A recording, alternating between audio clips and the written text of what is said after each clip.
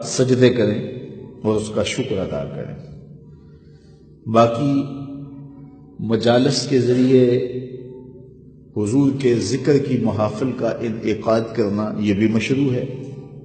شریعت اس کی بھی حوصلہ افزائی کرتی ہے، حوصلہ شکنی نہیں کرتی، بلکہ صحابہ کے عمل سے، سنت سے، طریقے سے ثابت ہے۔ مختلف کتب احادیث میں روایت ہے، صحابہ میں بھی ہے، حضور تشریف فرما تھے حجرہ انور میں، اور صحابہ مسجد نبوی کے ایک گوشے میں بیٹھ کے مجلس کر رہے تھے۔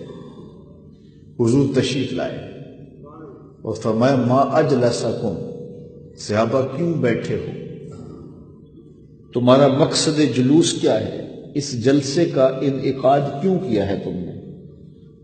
ما اجلسکم، تمہارے اس جلسے کا مقصد کیا ہے؟ تو صحابہ نے جو جواب دیا سنیے۔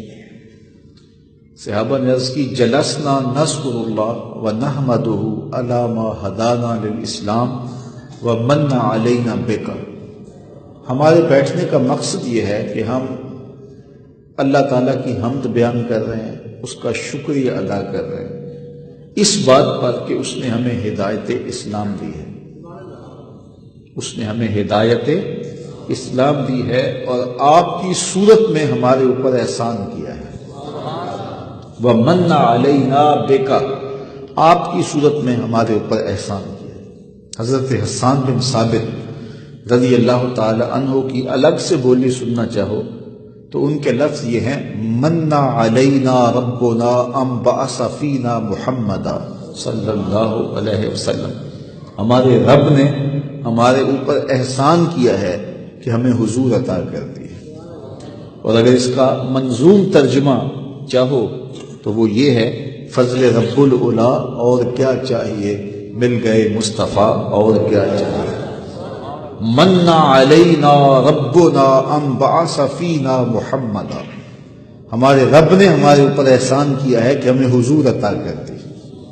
تو صحابہ نے کہا حضور ہم اس لیے بیٹھے ہیں کہ اللہ کا شکر ادا کریں اور اس کی حمد بولیں اس بات پر کہ اس نے ہمیں ہدایت اسلام دی اور آپ کی صورت میں ہمارے اوپر احسان فرمایا۔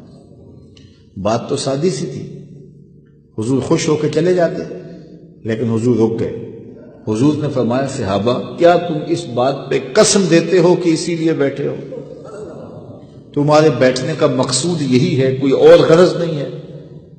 تو صحابہ نے برجستہ عرض کی یا رسول اللہ ہم قسم دیتے ہیں کہ ہم اسی لیے بیٹھے ہیں، ہمارے بیٹھنے کا کوئی اور مقصود نہیں ہے۔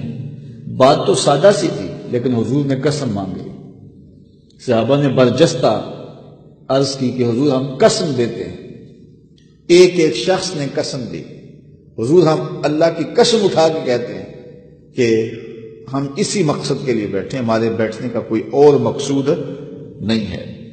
جب حضور نے ان سے قسم لے لی اور انہوں نے قسم دے دی تو حضور علیہ السلام نے فرمایا صحابہ میں تم سے جو قسم لی ہے یہ کسی تہمت کی بنیاد پر نہیں لی، تمہارے قول کی صداقت پر مجھے کوئی شک نہیں تھا کہ میں نے قسم سے تصدیق چاہی ہو، بلکہ ماجرا کچھ اور تھا، اور وہ یہ کہ تم یہاں تھے اور میں حجرے میں تھا، اتانی جبریل علیہ السلام، میرے پاس جبریل امین حاضر ہوئے، فاخبرنی ان اللہ یباہی بکم الملائکہ، اور انہوں نے مجھے آ کے خبر دی اے پیارے محبوب آپ کے صحابہ کے اس عمل پر اللہ فرشتوں میں فخر کر رہا ہے۔